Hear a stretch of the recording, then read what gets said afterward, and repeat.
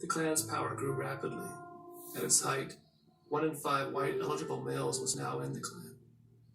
In some regions, it was as high as 40%.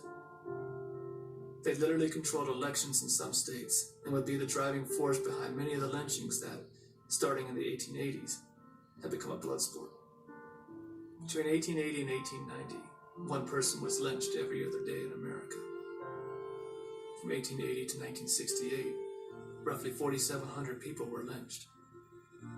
One a week for 88 years.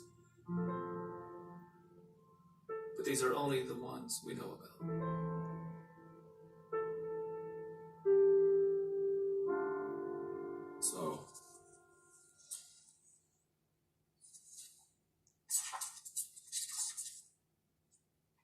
So this was a picture taken last summer of my mother at Waco, Texas, in the area where Jesse Washington was lynched.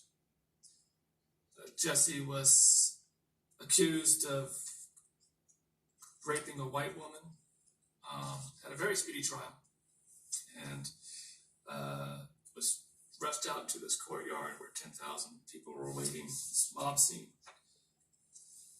So they strung him, tied him up with a chain and flung that over the branch of a tree and would lower him and raise him over this fire, cooking him alive for like 2 or 3 hours. And it got to a point where clearly it was unbearable, and he clung to the tree and tried to climb up it, right, to get away from the fire and stuff. And they chopped off his fingers, so he couldn't do that anymore.